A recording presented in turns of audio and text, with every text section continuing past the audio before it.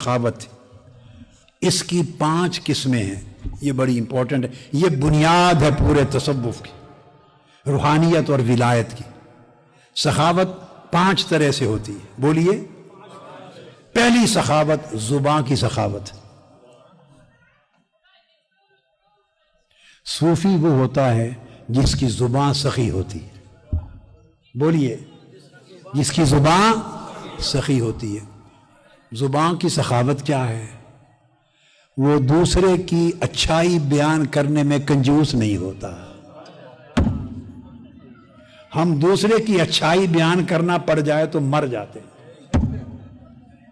ذکر بڑے کرتے ہیں، تسبیحاں بڑی رولتے ہیں، ختم بڑے کرتے ہیں، مزارات پہ بہت جاتے ہیں، عرس کرتے ہیں، بیعتیں کرتے ہیں، طریقت کے نام لیتے ہیں، مگر کسی دوسرے کی اچھائی آپ کی مجلس میں کوئی کر دے، یعنی اس وقت پیروں کا کیا حال ہے، آپ کسی پیر کی مجلس میں کسی دوسرے پیر کی اچھائی، بھلائی، نیکی بیان کر دیں، آپ کا سر قلم کر دیں، برداشت نہیں ہے کسی دوسرے کی اچھائی۔ یعنی زبان ہر ایک دوسرے کی اچھائی، اس میں سخی ہونا، یہ تصوف اور روحانیت کی اساس ہے۔ اور جس سے بات کریں یہ سخاوت ہے زبان کی، دل جوئی کی بات کریں، جس سے بلائیں محبت اور شفقت کے ساتھ بلائیں، ٹوٹے ہوئے دل آپ کے لفظوں سے جڑیں۔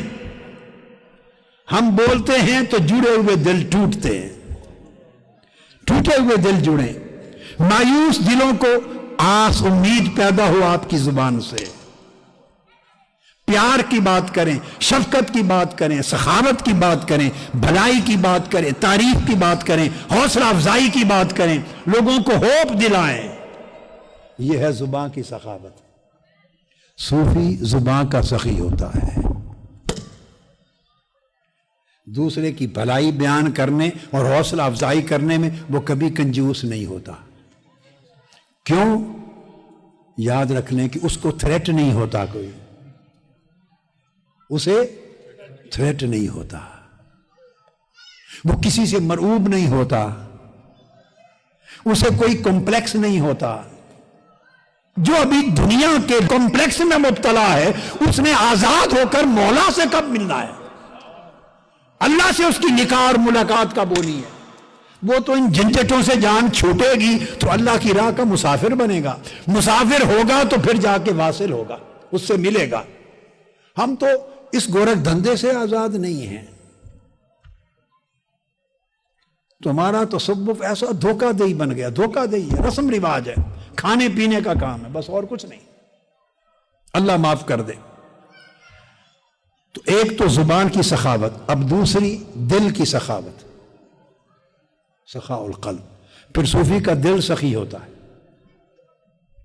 اب آپ سوچیں کہ دل کی سخاوت کیا ہے؟ سارا کچھ تو زبان کی سخاوت میں آ گیا، بولیے، سارا کچھ زبان کی سخاوت میں آ گیا، تو دل کی سخاوت کیا ہے؟ تو تصوف فرماتے ہیں دل کی سخاوت یہ ہے کہ جو صوفی ہے، صاحب تصوف ہے، صفا رکھنے والا، اس کے دل میں کسی کے لیے بغض نہیں رہتا، دل میں کسی کے لیے کینہ نہیں رہتا، دل میں کسی کے لیے نفرت نہیں رہتی، دل میں کسی کے لیے حقارت نہیں رہتی۔ دل کا سخی وہ ہوتا ہے جس کا دل تنگ نہیں ہوتا، اس کا دل سمندروں کی طرح وسیع ہوتا ہے، معاف کر دیتا ہے، معاف کر دیتا ہے، اور معافی بھی اس کے معافی مانگنے سے پہلے۔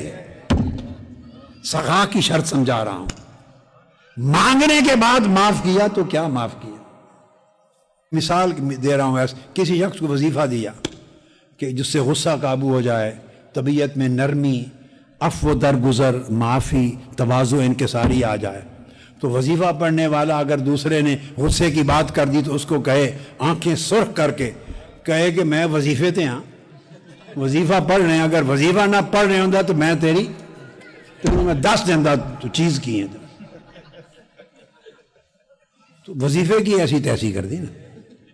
ہماری اس طرح کی طبیعت ہے، ہم دل میں بغض رکھتے ہیں، کینہ رکھتے ہیں، دل میں حسد رکھتے ہیں۔ صوفی حسد نہیں رکھتا، صوفی دل میں تکبر نہیں رکھتا، صوفی دل میں حقد اور تنگی نہیں رکھتا۔ صوفی کیسا ہوتا ہے؟ وہ زمین کی طرح ہوتا ہے، صوفی بولیے، صوفی یعنی صاحب تصوف، صاحب تصوف، وہ زمین کی طرح ہوتا ہے. اور وہ زمین کی طرح کیا کہ آپ سارے پاؤں سے لتار لتار کے زمین چلتی ہے، مگر زمین کبھی آپ کے پاؤں کو تکلیف نہیں دیتی.